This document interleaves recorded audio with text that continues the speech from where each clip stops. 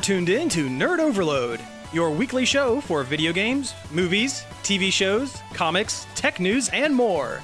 Now your hosts, Cody Pinnick, Samantha Cross, Sam Dunham, and Josh Harrison. Hey everyone, welcome to Nerd Overload, the pop and geek culture show where 60% of the time our intros work 100% of the time. I'm Sam. I'm Samantha. And I'm Cody. Hey everybody, thank you all for tuning in. We have a great show for you this week.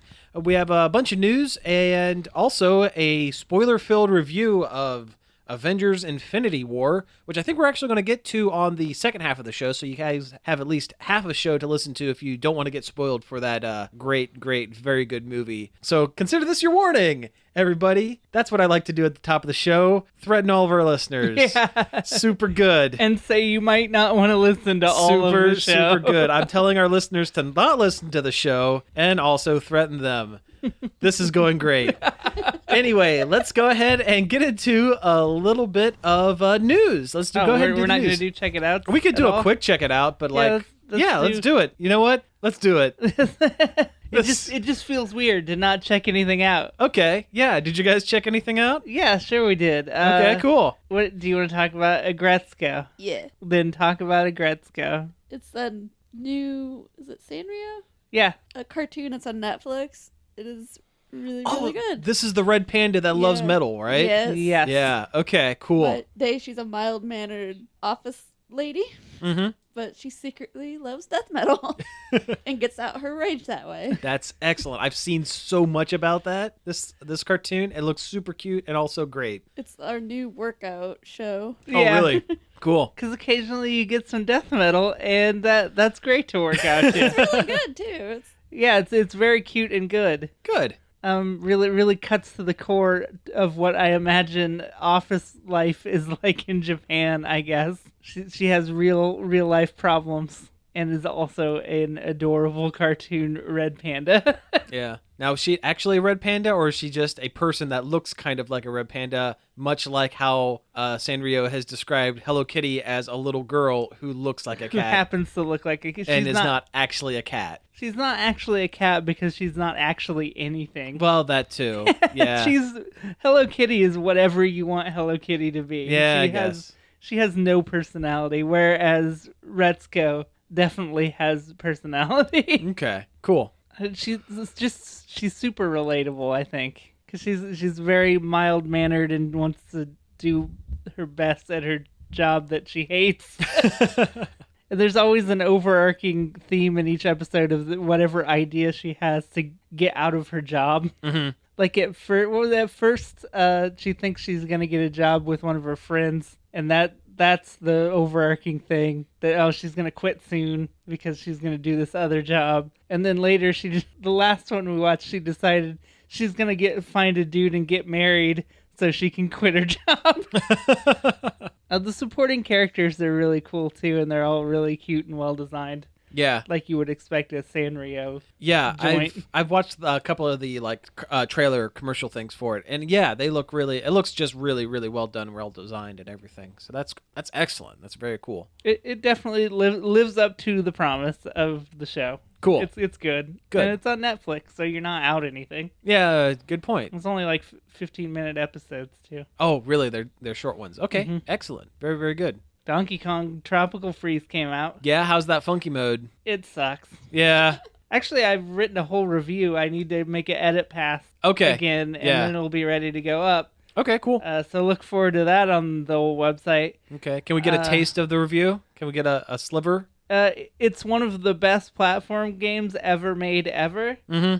It's just a shame that it cost more than it did when it originally came out, and it doesn't add anything new at all except funky mode, which is like great if you're like a baby. Yeah. I've heard like funky mode should have been like hard mode, and like they should have picked another character for like easy mode. Yeah, that's what I said. Okay, that's what. Well, then that's where I heard it. Yeah, funky mode should be like Kiddy Kong from Donkey Kong Country 3, that stupid baby, that monkey weird baby that nobody likes. Yeah, he should be easy mode. Then medium should be Donkey Kong, and then funky should be hard because He just seems like more like a Game's hard mode already character. pretty hard. Yeah, the game is already hard. 2-player is like almost impossible. Yeah, we were playing 2-player, and it just adds a fun layer of extra challenge, and you burn through lives so much faster because you share a pool of lives, and every time you both die, you both lose a life. So you just burn through all those. Wow, yeah, that's wild. And the camera doesn't do a very good job of like keeping both people in frame. Like, I don't know how it decides who to follow and who not to follow. Who's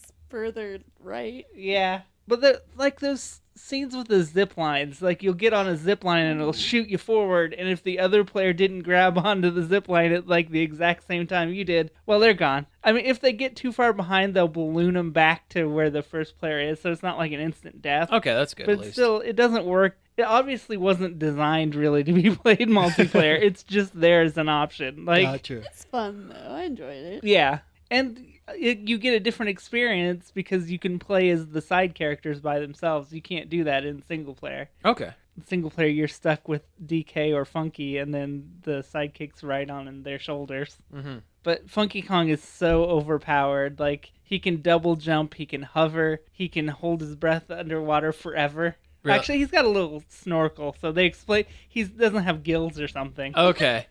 He's not some Gills? weird mer ape. Mer ape. And he can just stand on spikes. Oh, okay. I mean, sure. He throws his surfboard down, stands on that over top of the spikes, but like, At least they explain it. Sure. Yeah. Yeah. but it's just it's not fun. It takes If all you're the a challenge kid, out of it. It'd probably be good. Yeah. And it doesn't suit the character. Funky's supposed to be a cool guy, not a baby. Yeah. Not an easy mode baby, Well, it's easy because he's so cool. I guess. Does that make sense? He's so cool with those jorts those think- cut off jorts that he wears. Sunglasses. Yeah. It would be really hard if you're a baby. I think you got it backwards. I think there is an unlockable hard mode, but I don't know what it does. We probably only get one heart. Probably only can get hit once. That would be tough. I played, it wasn't that one, but it was the other one that was on the 3DS. Returns. And I haven't gotten that mad at a video game since Shovel Knight. which is a great, wonderful game, but infuriates me to no end. I mean, if you haven't played this Donkey Kong or like didn't own it on the Wii U, like definitely get it. Like, it's really, really good, and the art is amazing, and the level design is just perfect. Yeah. It's amazingly well done. But if you had it on the Switch or the Wii U, you probably don't need to get it on the Switch unless you're like you're really into the game. Like, I Super don't hardcore. Yeah. I don't regret buying it because I love any excuse to play through that game again. Yeah. But I don't know. It depends. Your mileage may vary depending on how much. Just know in advance you're not getting anything new. Gotcha. Well, that's fair. Anything new that's worthwhile anyway. I'm trying to think. Did I check anything out? I watched Cannibal the musical again. Rewatched Always that. a good idea. Always a good idea. Still holds up. For folks who don't know, that was a film that was done by Trey Parker and Matt Stone of South Park fame back when they were in college, right before South Park actually hit. They were actually working on the Christmas episode, that first episode, like as they were wrapping up filming Cannibal the musical. And it is a musical in the style of Oklahoma, but about Alfred Packer, a real life cannibal from the old Western times. The songs are ludicrous and yet still good. yeah, it's still good. It's, it's rough around the edges because it is a student film, but It might be my favorite thing they've done. yeah, it's up there. Rewatching it, I have a newfound appreciation for Let's Build a Snowman.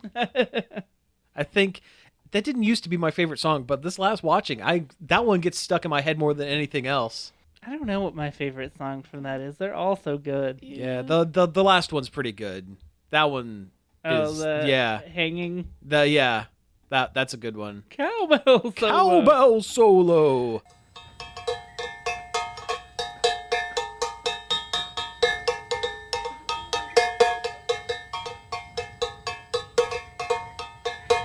Cowbell jokes before Saturday Night Live did them. Yeah, right. Yeah, Dread Centers, head of the game. But yeah, I think that's pretty much been it for the most part. I wish they did more movies. Yeah, me too. I wish they weren't shackled to South Park. Yeah, especially since like I guess their last couple seasons have been. I mean, it's still good, I guess. Yeah, but Then again, I never really watched a ton of South Park. I would watch the rare episode here and there. Like if there was something huge, I would tune in. But I was a huge South Park fan. Like I loved it, but like lately, the past I don't know 3 or 4 years, it just seems like maybe it's done. yeah, well, it's hard to be hip, edgy young guys when you're pushing 50 However, and you have multiple children and Well, with this, not to be that guy with the hot take, but in this, I guess, political climate, with their just attitude of not caring, being cool, it's just not. it doesn't quite Yeah, resonate. Sure. it's very Gen X. Yeah. So I don't know, but Cannibal the musical is still very watchable. So I'd say if you can find it, check it out. I think they still put out Blu-rays through Troma, so why not? Okay, so anyway, with that, let's go ahead and do some quick news. So yeah, what do you guys want to start with? Well, we talked about Bill and Ted earlier on previous shows about how they're trying to get it off the ground to be made into a movie. Yes. Bill and Ted 3. And it officially is. I really stumbled my way through that. It's okay. That I'm reading. picking up the ball on that one. I'm picking up the ball and running with it. Yeah, Bill and Ted 3. Bill and Ted Face the Music is what it's officially being called. Nice. And yeah, the whole idea is they're now middle-aged. Their marriages are kind of on the rocks, and they have yet to be able to write that one song that like unifies the world and causes world peace. So now they're going through time and space and dimensions to try to figure out what's going on to save not just the Earth, but the universe. I'm in. I'm totally in. It sounds so good in every way, shape, and form. Yeah, it sounds so great, and it not only is it going to be like a heavily inspired by the first Bill and Ted. I guess the guy they had cast as Death is coming back to reprise his role as Death. Wow. Which is crazy because Bill and Ted 2, Bogus Journey is like so weird. It's so weird, you guys. Have you seen Bogus Journey? Not. I've only seen the It's first been a one. long time. I've seen the first one several times, but I've never seen the second one. Oh, there is an extended sequence where they play a myriad of board games with Death. Like The Seventh Seal? Seventh Seal, yeah. So there's seventh seal jokes. They go to hell, they go to heaven. They meet Albert Einstein and like alien people named Station, which the only thing they can say is the word station because apparently station is a very funny word if you repeat it over and over and over ad nauseum. It's like the bodybuilder on Aggretsuko. There's a bodybuilder that all he says is protein. Protein. Oh, that's good. Is That's he good. kangaroo? Yeah, he's a kangaroo, I Oh, think. nice. Well, that makes sense because have you seen kangaroos? They're freakishly jacked.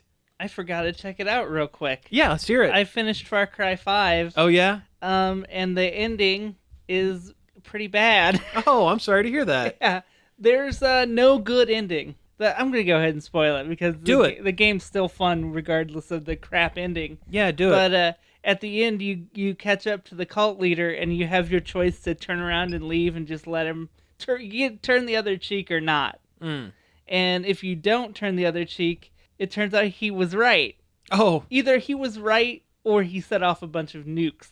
One of the two. It's kind of nebulous which it is. that's... So the whole thing blows up and you drive away to a bunker with him tied up, and then a tree hits your car or something and he drags you into the bunker. So the end of the game is just you and him sitting in a bomb shelter.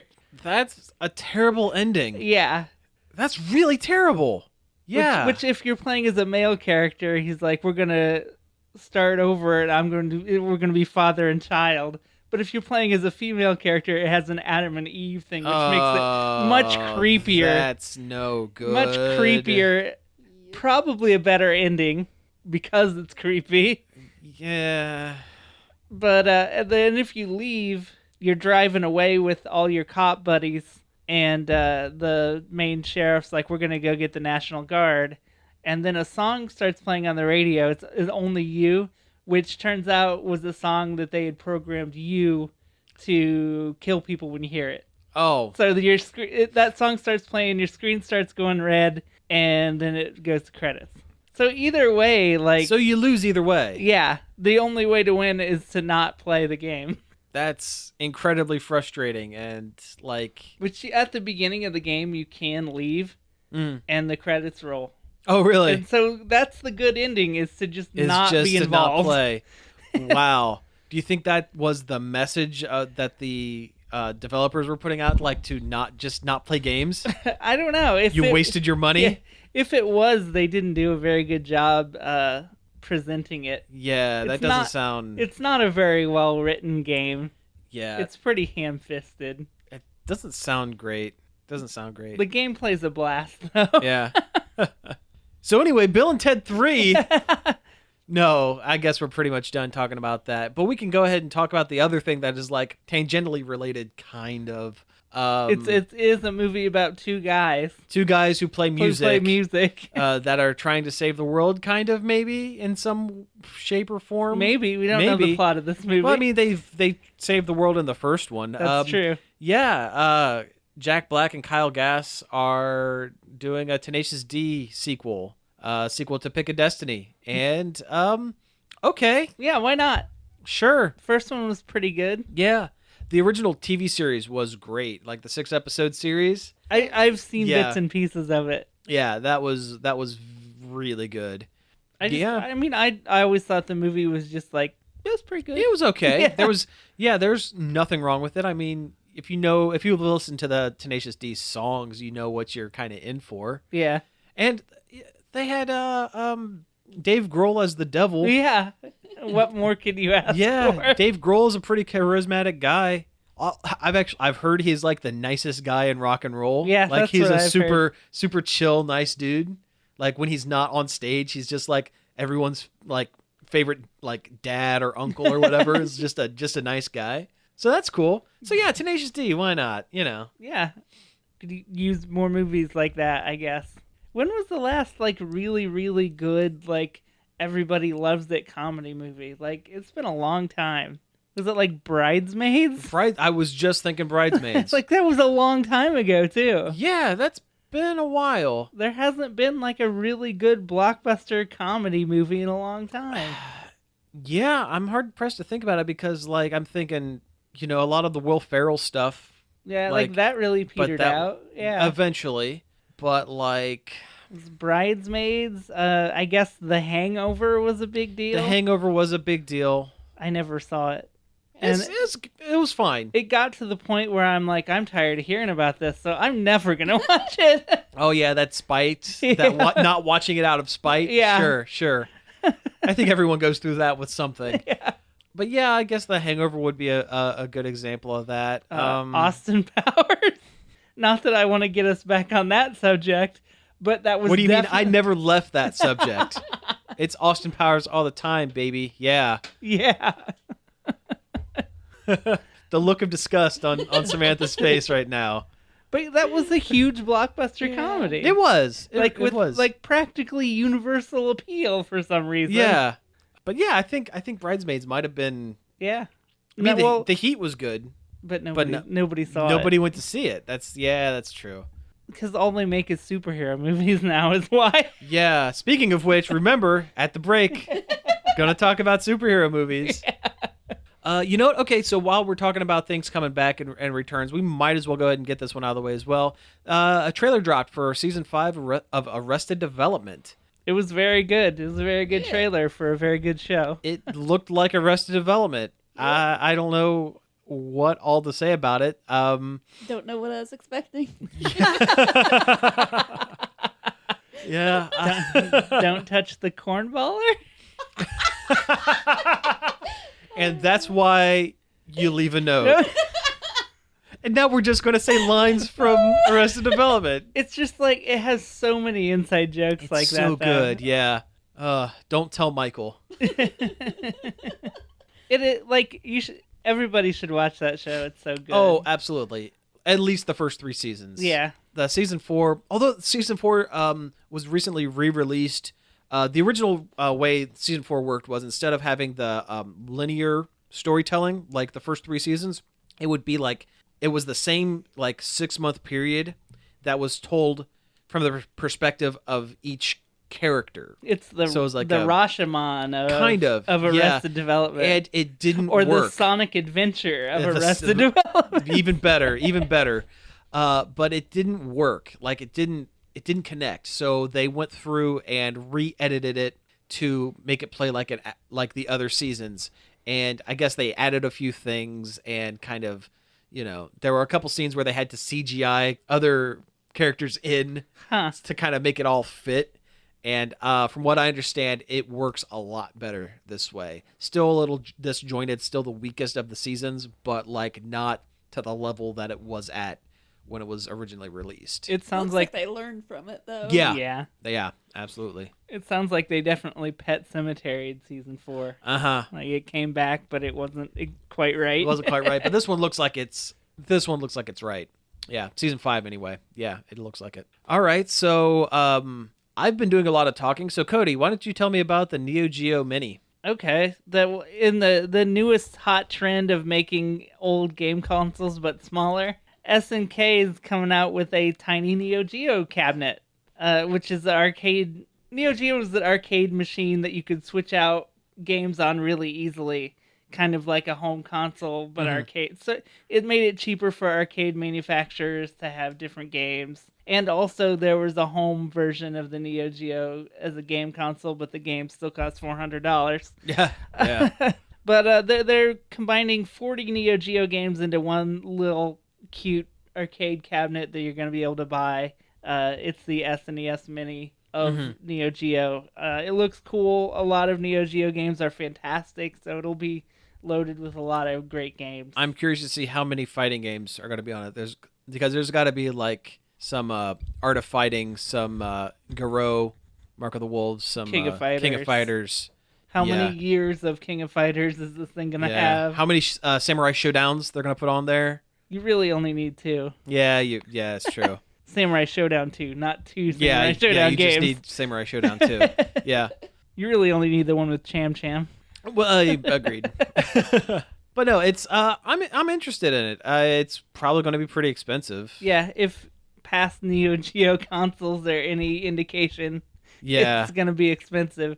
But if it's not, I definitely buy one. I mean, I think that's pretty cool. It's got a little built-in screen and everything, and it also does HDMI out to your TV. I was going to ask you about that because I saw that it was, portable. But yeah, okay, if it does the HDMI out, that's excellent. It kind of stinks that there's only one joystick on the little cabinet. It kind of defeats the purpose of having like fighting games and stuff if you're going to only be able to play one. But you're going to be able to plug controllers into it really? also. So. Okay, that's cool. Well, cool. That's excellent. It's cool to get all these mini retro consoles, especially because Nintendo's not doing Virtual Console on the Switch, apparently. Yeah, let's roll right into that. Yeah. That's bad news. Yeah, Nintendo released. Job. Yeah, Nintendo released their online plans, kind of like a preview of what they're doing come September for the Switch. You get cloud saves. Good. It needed that from the start. Yeah, and that cloud saves and something called NES Online Nintendo Switch or some really dumb name like that, where you get a selection of 20 NES games that have online play. I mean, which is kind of neat. Yeah. But like NES games don't have the staying power of anything later than it. Yeah. People aren't going to be chomping at the bit to pay, what is it, like $3 a month? It's like $3 or $4 a month, or $20 for the year, or $35 for a family plan that supports up to 8 separate consoles and accounts. I thought it was 7. It's 8. It's 8. Okay. I read it wrong. It's you and 7 of your closest family, and I'm doing that with large air quotes. But nobody's going to be chomping at the bit to pay $3 to play Balloon Fight with their buddies. Yeah, but they will pay $3 a month to have cloud saves, so if their file corrupts or their system bricks, they don't lose 200 hours of Breath of the Wild. Also, so they can play Splatoon. Yeah, because that's what. Yeah, to play most online games on the Switch. Yeah.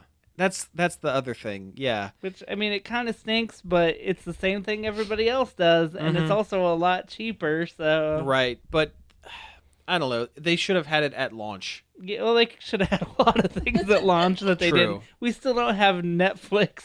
Yeah, well, because it's a game console and not a entertainment. I mean, it's definitely not That's a the deal line, breaker. but yeah. But it's just weird that you think it'd be a give me with how popular the Switch is. Like, I wonder how much of it is Nintendo and how much of it is Netflix. Like, I don't know. I can't see Netflix not being interested in having their service on as many consoles as possible. They put Netflix on the 3DS for crying out loud. How did Hulu get on there and not Netflix? That's bizarre. Who knows? That is incredibly bizarre. How did they run the Nintendo gauntlet and not Netflix? It makes no don't know. sense. Yeah, not a clue. I mean, I wouldn't use Netflix on my Switch anyway. I wouldn't, but the option should at least be there. Yeah. I want the option. Yeah. I'm not going to use it, but I should be able to if I want. If I so chose to. Yeah. But I absolutely would not use it. Yeah. But you know what? I'm still going to pay for this Nintendo Online thing just for the cloud saves. I probably won't use the NES stuff unless they put some really sweet stuff on there. Oh, I'll definitely use the NES stuff. I mean, You have a problem. I just trashed on it, but like I do, like I'll play those games. Well, that's Nintendo though. It's like, you know what? They don't do it right. They're, everything's, but you're going to do it anyway Yeah. because it's Nintendo. And who knows if they don't add things other than NES over time. Eventually they Lord will. I hopes hope they so. do. Yeah. Yeah. I wish it was Super Nintendo. That's what I've learned from having both the NES Mini and the SNES Mini, is that the Super Nintendo is actually leaps and bounds better Oh, it's so much. than Yeah. the NES. Oh, yeah. The NES used to be my favorite game console, but after I sat down with both of those like almost back to back, I'm like, oh my god, these games are so much better. All right, well, hey, let's go ahead and take a break here, and when we come back, we're going to talk about Avengers Infinity War and all its spoilery goodness, so stick around.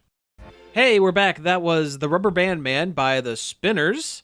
I guess that's the song that the Guardians were listening to when they showed up in the movie, according to some questionable-looking website I found. Excellent, all right. And it sounds right. And the movie you're talking about is Love Finds You in Sugar Creek, right? Yes. The Amish romantic comedy movie that we talked about off mic for longer than we probably should have.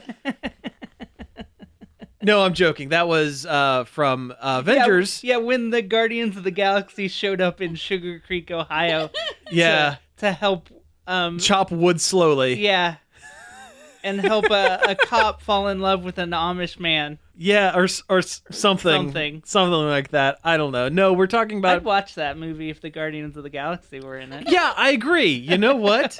Yeah, Peter Quill and a bunch of Amish people have Drax try to interact with the Amish. I feel like they would get along, actually. They probably would, actually. Yeah, you're right. They're both kind of... I mean, he's kind of a plain dude. Yeah, except for all the, weird muscles and tattoos and stuff. Weird muscles. Yeah, that dude's weird looking. He is. David Bautista is a very weird looking man. Anyway, we're talking about Avengers Infinity War, the newest Marvel Now we'll Studios. never get David Bautista on the show. Oh, well, 'Cause darn. You said he was weird looking. Well, he is.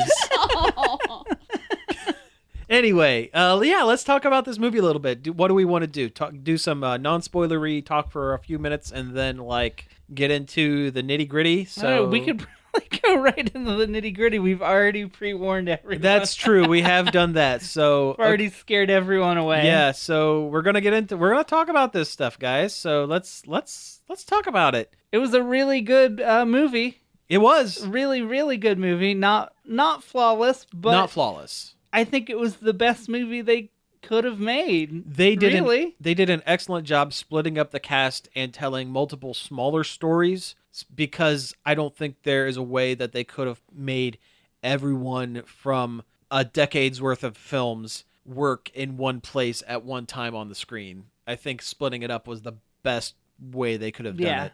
And they nailed it. they did. That many. It's really impressive. That many characters, Yeah. and it was that good of a movie. Yeah. They did. Yeah. They balanced it pretty well Yeah. that way, Mhm. I think. I read the other day that Ant-Man was supposed to be in the original Avengers movie, but Joss Whedon cut him because there was, quote, too many characters.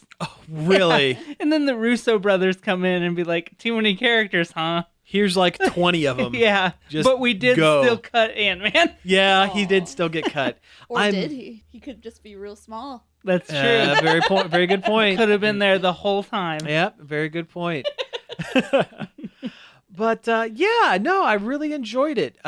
So do we want to take it like chunk by chunk, like the main story, like what each character's like Sure. the main thrusts or whatever?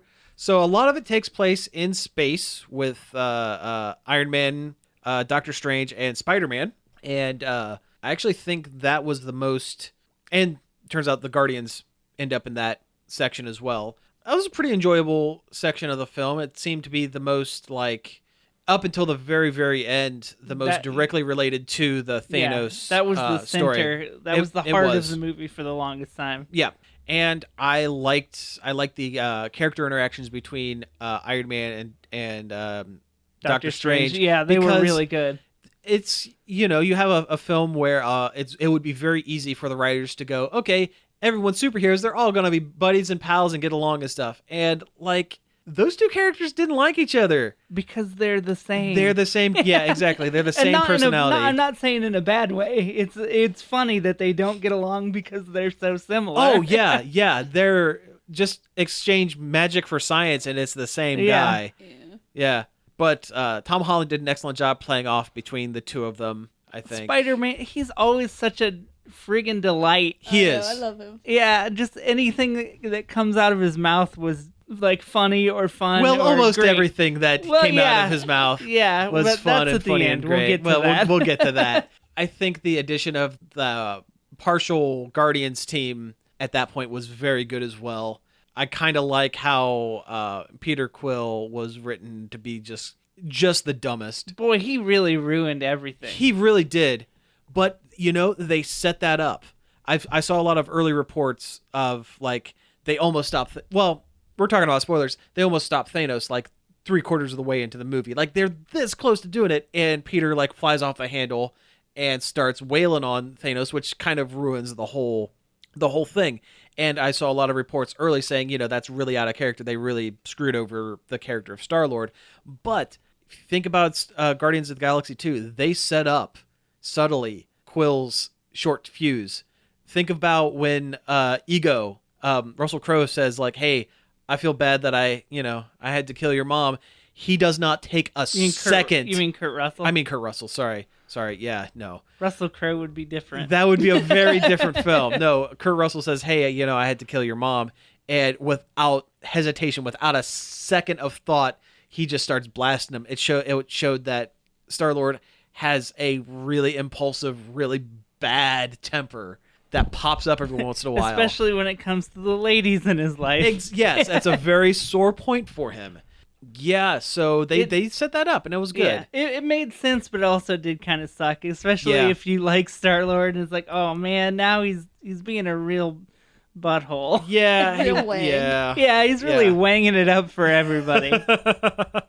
You disappointed me, Peter. But no, that whole fight sequence on Titan was excellent. I love them trying to pull the Infinity Gauntlet off of Thanos.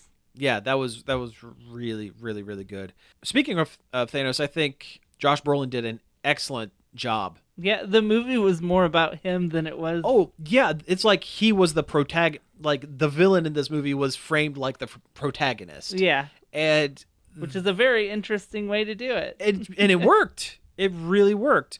But he portrayed the character very well. They gave him a tweaked enough backstory to make him almost sympathetic, but also like, no, he's just crazy. Because there's been a lot of talk online about, if he wanted to save the universe instead of, what he wants to do is wipe out half, like 50% of the universe's population using the Infinity Gauntlet to help manage resources, basically.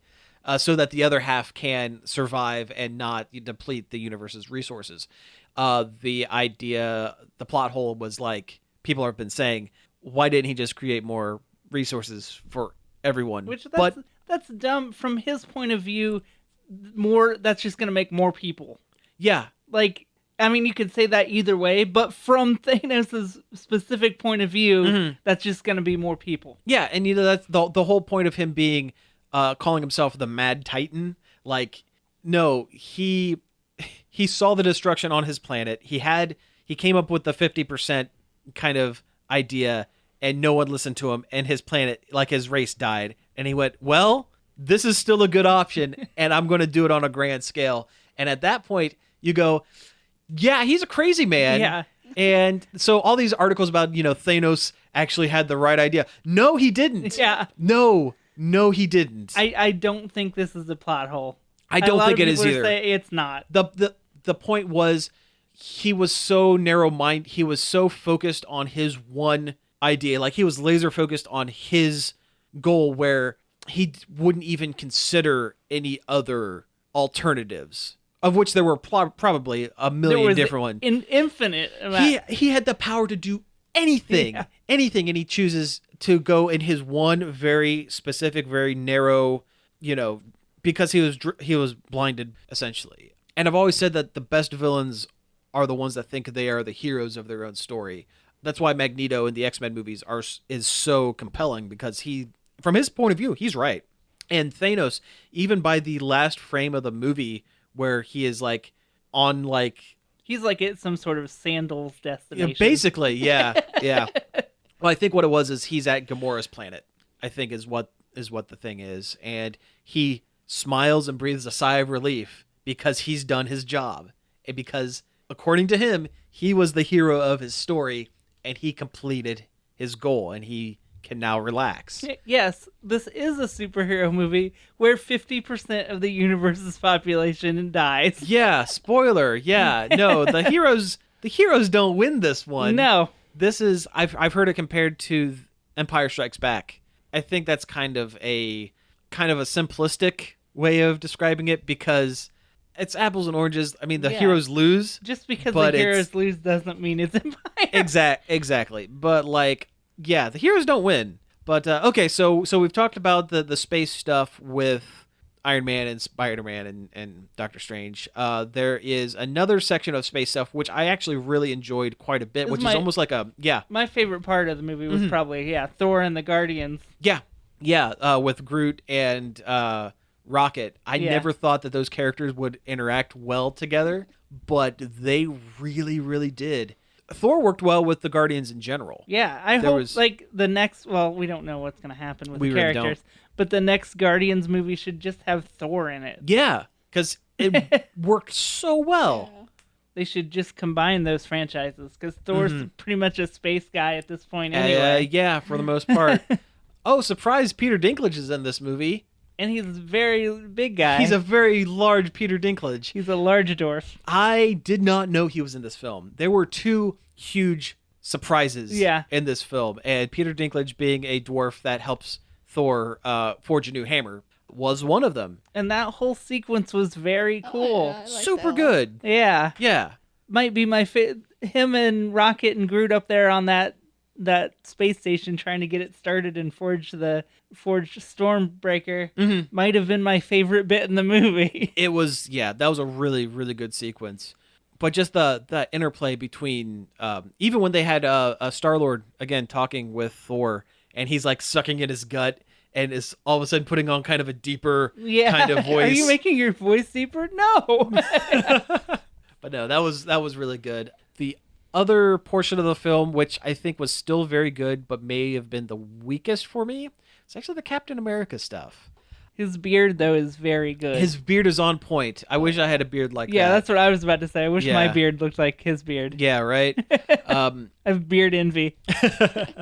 I mean, I think because this is such a galactic, grand scale kind of film, having the Cap stuff being as grounded in reality as it was, kind of left it seemingly a little lackluster. Now, the last battle fight, the battle scene, the last battle fight, yeah, and in Wakanda, was excellent. Yeah, very good. Yeah, and I was strangely compelled by the Vision and Scarlet Witch stuff. I liked that a lot. It actually made me start caring about at least the Scarlet Witch. Yeah, I it made the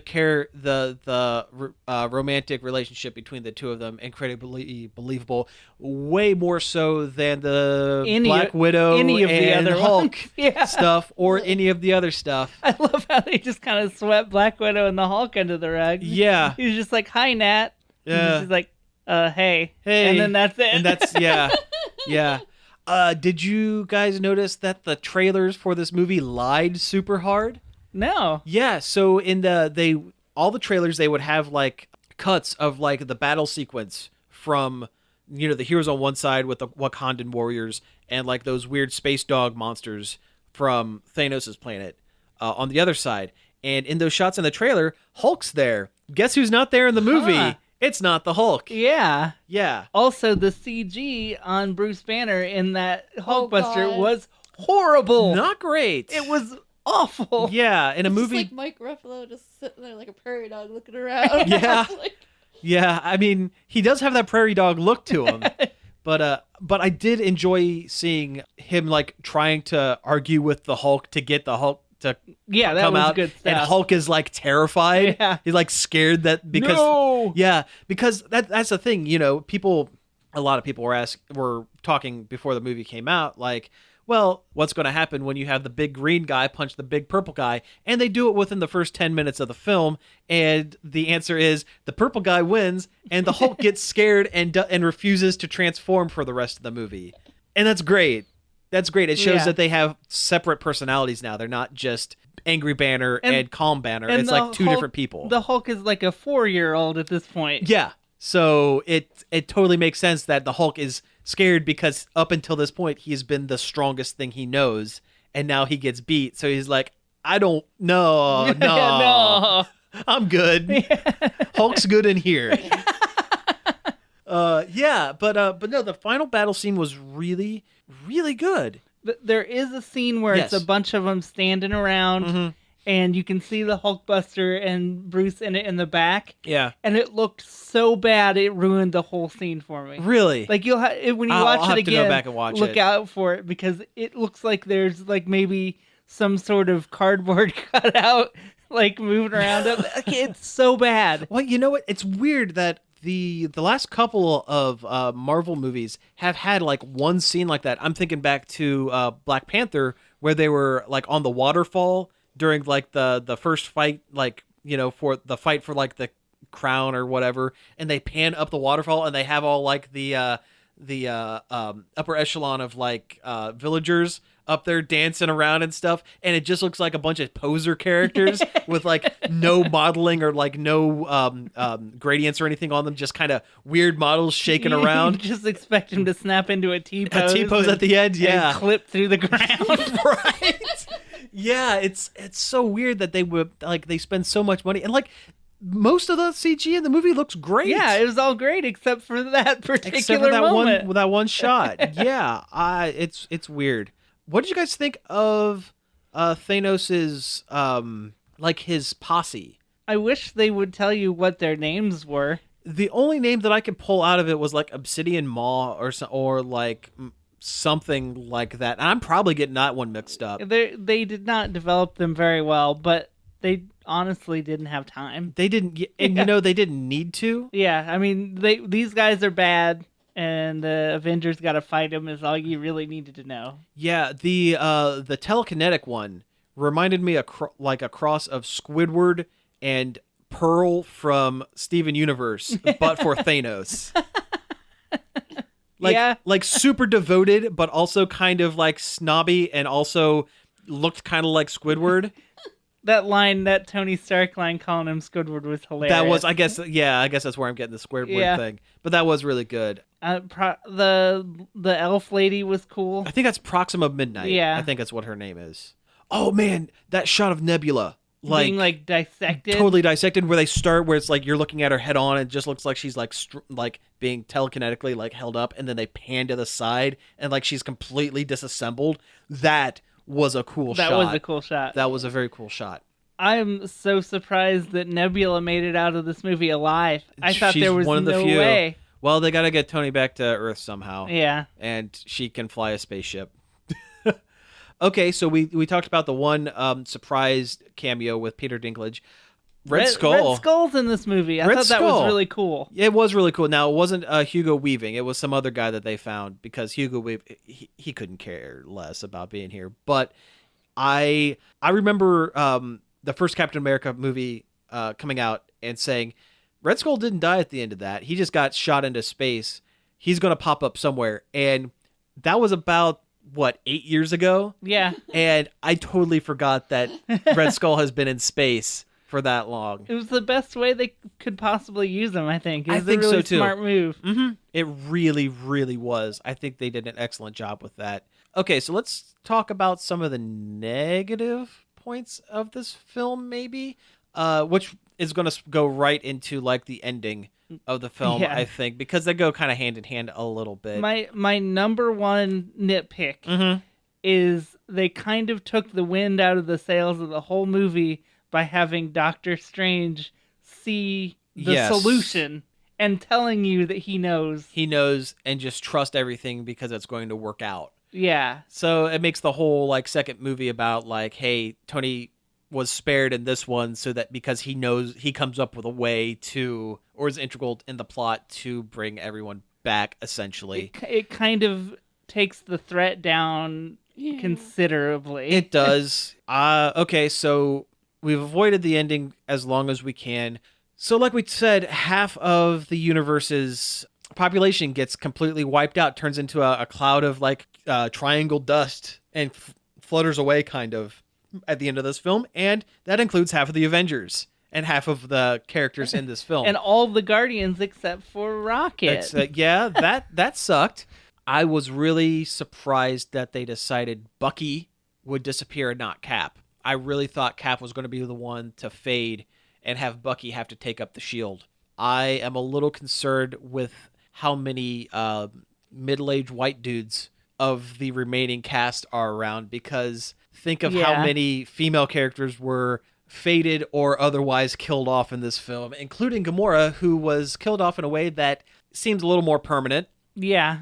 Although she could come back, she was kind of a sacrifice to get the soul Yeah. gem. Thanos had to kill her because she was the only thing that he loved. He loved like a daughter, Yeah.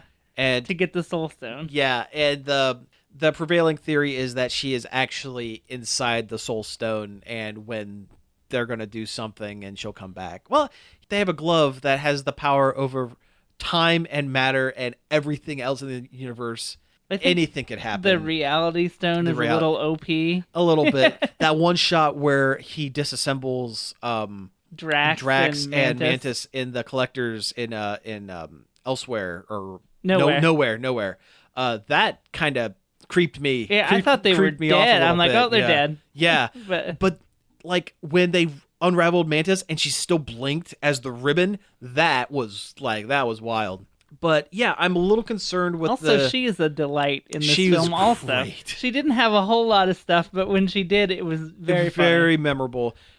She and Drax together are like a really good pairing. But yeah, I mean, I'm a little concerned about the number of female characters that were killed off. I'm very concerned about the number of minority characters that were killed off. Like I forget. No, Black Panther didn't make it. Black Panther didn't make it. Okoye did. I'm assuming Shuri is okay.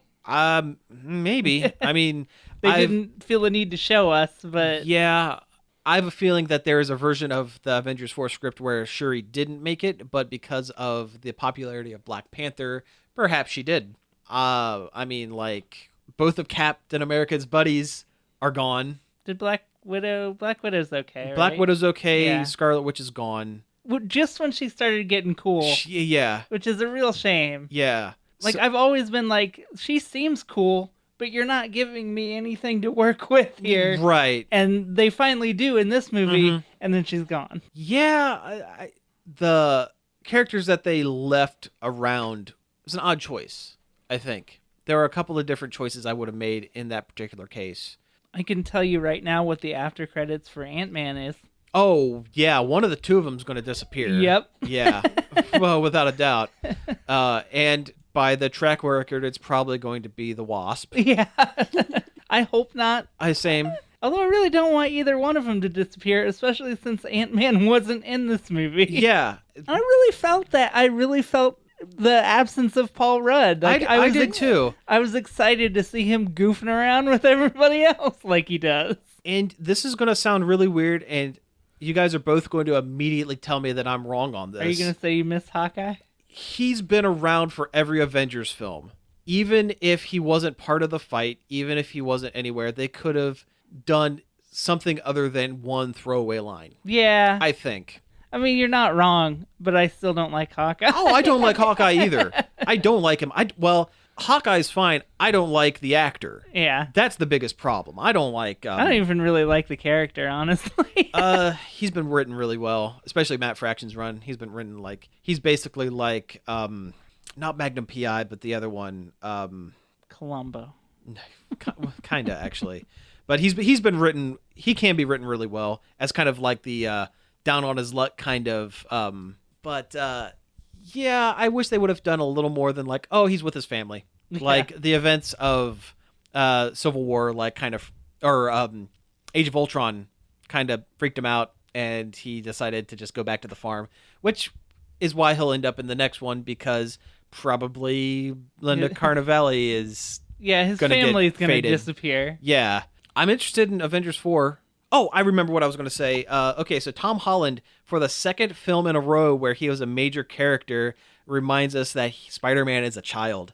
Like, that is like his greatest superpower. Like, in both movies, he gets into a situation where he is like either dead or thinks he's dying, and for a split second, freaks out because he is a kid. He is a high school kid. That scene with Spider-Man Oh my disappearing God. hurt so bad. Oh, that was so it bad. hit me so hard. Degrading. Yeah. I mean, I don't know why the universe decided that Spider-Man needed to like take 5 minutes to fade out while everyone else just kind of poofed. But like, It's because of the spider sense. oh, you know what? He knew something was going to happen. You know what? You're right. You're absolutely He knew I something hadn't thought bad about was that. going to happen. I hadn't thought about that. That's really smart. That's really good. I saw a think piece where they said he knew he was going to die. I don't think he knew he I don't- was going to die. But he knew something was Can't see up. the yeah, future. yeah. It's not. He doesn't have future sight. It's spider sense. Yeah. He knew something bad was about to happen. And that makes a lot of sense now that yeah. Again, I can't wait to see Avengers 4. I can't wait to see how it wraps up, and I can't wait to see what Marvel's going to do beyond this. Because like, not to get meta with it, but like a lot of the actors, a lot of the original Avengers actors, their contract's up at the end of 4.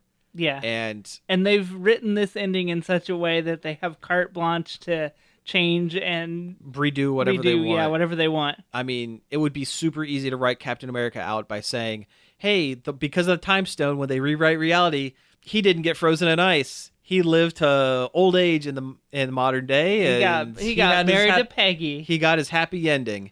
And then they could have a kid, and then that's Captain America in this universe. Exactly, yeah. They could say at the end of Avengers 4 that, hey, we could put things as close as we can get them, but it's not going to be 100% like you think it is. Yeah. I kind of like that. It's going to be like Days of Future Past. How they rewrote the whole X-Men timeline.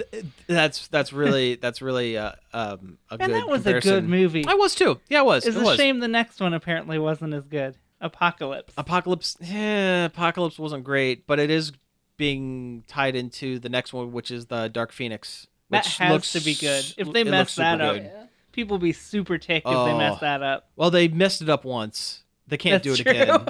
They can't do it again. Okay, so what about that after credit sequence? Yay! They tease Captain Marvel real hard, Super hard. and Samuel L. Jackson almost says the MF word Yeah. in a Disney film. That's happy for it. I'm good with that. And I like that they tie up where Colby Smulders and Sam Jackson are, what happened to them, because they also have been pretty integral to a lot of Yeah, the Avengers films. I kind of wish they would have left one of them, but they're both gone. Yeah, they're both gone. For the first time in years, I can say that I'm half interested in checking out Agents of S.H.I.E.L.D. Oh yeah, because they Because- lost some characters there. They had to have. a lot of these things were, or the TV series Agents of S.H.I.E.L.D. has not really been tied into the movies all that Because closely the movies for a long don't time. give a crap about They the TV don't. show at all. They don't care. But The TV show tries to play nice with the movies, but the movies doesn't. They don't even give it a second thought. that's why Coulson's not back in the movies. Yeah, I mean, let's face it, Martin Freeman's character was fine in Black Panther, but it would have been Coulson. If they had the option, yeah. I mean, if he had to be there, I did not care about that character for 2 seconds. yeah. But if he had to be there and they Yeah. had the option to get Oh, Phil Coulson would have been a lot better. it would have Yeah. been Phil Coulson. Yeah. I would have cared if it was Yeah. Coulson, but like, I'm like, why are you here? Why is there this lame white guy? Yeah. Do you think that Infinity War would have had more sequences in Wakanda if they would have started filming that after the success of Black Panther? Probably. Because those were being filmed concurrently at one point. There was plenty of Wakanda, though. There was plenty, but I think they would have given more character bits. Probably with Shuri, they probably would have given more character bits with Okoye Well, and T'Challa. and the Ape Mountain guy, Oh, M'Baku. M'Baku. They would have given more with M'Baku Yeah. for sure. There really wasn't a whole lot of actual Black Panther himself in the movie. Very really? little. Very little. That kind of sucks now that I think about it. Yeah. He just had his own movie. Yeah, that's true. We just got out of that True. movie. Like, Yeah. Good point. Not to be that guy. yeah. But anyway, yeah. Super glad that it turned out really well. I mean, Marvel, As well as it possibly could have. Yeah. Like, They did the best they could with. sure, I with have what they had. complaints, but Mhm. not very many. It doesn't wreck the film. Yeah, oh no. Not even close to it. And it's like, it's such a good payoff for 18 different movies that you watched in beforehand. Yeah. Like, it seriously did. They fulfilled the promise of the cinematic universe Yeah. in one movie. They're doing it. Yeah. They're doing the dang thing. It's great. It all happened and it worked. Yeah, and unlike the Ultron movie, I want to see what happens next. Yeah. I am on the edge of my seat. At the end of Ultron, I was like, okay, and that was an Avengers movie. Let's do the next. There's going to be more, but this Honestly, one, I am like, I want Avengers 4 now. Yeah, oh yeah. I'm super stoked. I want to know what happens. Yeah. Ultron might be my least favorite Marvel movie, honestly. Yeah. It's between that one and Iron Man 2 for me, And honestly. it's made me almost completely write Joss Whedon off at this point. Yeah. I mean, on top of all the other stuff that questionable makes allegations you want to that- write him off. Yeah. Yeah. Like you really wanged that one, Joss. Yeah. So what do we have to look forward to? We have Captain Marvel, Captain Marvel, and we have Ant-Man. Ant-Man and the Wasp. Yeah. Well, Ant-Man and the Wasp, it's going to be fun, but that one's not really going to have anything to do with the Avengers Yeah, stuff. like I said, it'll be an after credits for sure. Mm-hmm. But Captain Marvel, I'm super stoked for. Yeah, they are really setting her up very nicely Yeah. with that. I can't remember his name. Nick Fury dropping that Mm-hmm. pager. The pager. Yeah. Very 90s pager Mm-hmm. that shows the Captain Marvel logo at the very end of the movie. Yeah. And the other thing I've seen online was like, where's Captain Marvel been in all of this? Why wasn't she around during Avengers 1 if Nick Fury had like a magic pager to call like basically Superman to come in, Superman with laser beams. It's like, you're about to find out. Yeah. I'm sure there's I'm a reason. sure there's a reason. Well, in one of the Guardians movies, there was an offhand comment about peace treaty between the Krees and the Skrulls. And given that Captain Marvel, her power set comes from the Kree, and she's very heavily tied to the Kree alien race, I bet you we're going to see that Yeah. in this film. Why? I bet she's going to be like right in the middle of some kind of crazy space war. Also, this is a deep pull, but do you think Adam Warlock is going to be in the next Avengers movie? No. Because they kind of teased him at the end. It was like Guardians. They would have to explain a lot. But then again, they did explain a lot with Thanos. He was turned from some pruny chinned purple guy to like a character that everyone recognizes now. Yeah. Which is weird because Who's in Fortnite, for God's sake, yeah. for some reason. Listen, if you would have told 12-year-old Sam that Thanos would be a household name in my lifetime, I would have laughed in your face. Because he's such a he's such a weird pull, and two, it's such a weird concept. Purple serrated chin man. Yeah. So they could put Adam Warlock in there, but who knows? They could do something completely different. They completely removed the whole Thanos being fascinated with the physical manifestation of death out of his backstory. Which That's true. That's too. It's too weird, even for mainstream audiences. Yeah. Well, that and it just makes death like this not finite thing, but like this physical thing. That's weird for a movie. Yeah. Yeah. Like that's explaining that's like weird mythology. Like. Mm-hmm. Yeah, it takes it a little too far. I mean, I like it in the comics. Yeah, it works in comics. It's okay. But for a mainstream audience, I think that would have been a little too far. It's like, hey, death is a real physical thing. Yeah, death is a hot lady, sometimes with a skull face, and this purple butt-chinned alien has a thing for her. Deadpool 2. Deadpool 2. Yeah. So, yeah. So, anyway, we've talked this movie up way, way more than we probably should have. Will Deadpool be in the next one? You know, I would love it if they somehow got the rights to some X-Men characters or something as kind of a big holy crap moment. Because this movie had a couple of them. I want a big fight scene and the Defenders are there. Yeah. That would be like, cool. They don't have to do a whole lot. Just look at punch a guy and then look at the camera and wink. Yeah, hi, it's me, Jessica Jones. Or this is my pal Luke Cage. Have Luke Cage punch a guy and say, "This is for Iron Fist, who got faded and will never come back ever again."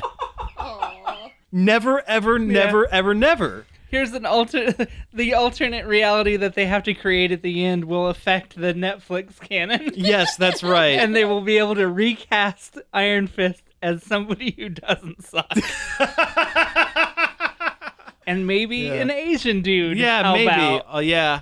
But yeah, like, even if they got, I mean, I know Hugh Jackman's never said he's done being Wolverine. I know it. It's not going to happen. He said he would do an Avengers, though. Yeah. That was a long time ago. Yeah, but you know what? For one scene, have him pop his claws. Hey, bub. Hey, it's bub. Me, Wolverine. I'm not dead, bub. Snake. Yeah. Berserker rage. But I bet you, if anything, this is how they, when they rewrite the universe, this is how they introduce mutants into the Marvel universe. And good. Yeah. Get those X-Men in there, please. Do it. That's great. Although I would be kind of sad to see the current run of X-Men movies go, because I'm really looking forward to the New Mutants film, because it is just going to be a straight up horror film where the teens that are being menaced just happen to have superpowers. That does look like a good movie. It does. It really does. But once all these movies that are in production are gone, that's it. Yeah. Disney's going to take over at that point. And that's fine. Yeah, as long as we get X-Men in our Marvel Cinematic Universe, I'm okay with it. Yeah, I'm good with it. All right, well, anyway, we have talked this up way, way, way longer than we should have, so let's go ahead and wrap things up here. You've been listening to Nerd Overload. Thank you very much for tuning in. You can find us each and every day over at nerdoverload.com. Hey guys, I'm Josh, and you can find our stuff on social media under Nerd Overload Now. It's on Instagram and Facebook, Twitter and Nerd Twitch. Overload Now, Twitch. Yeah. It's all there. It's all there. I'm Josh. I'm Josh. You like LARPing. Yeah. You can email us at staff@nerdoverload.com. Really got you off guard there with that one. You can subscribe to our YouTube channel, Nerd Overload TV, please. Yes, please, and thank you. Send us some questions. Yeah, absolutely. We'll answer them on the air. We did that last time. We did. It worked for somebody. Yeah. I mean, we're not lying. We'll read them.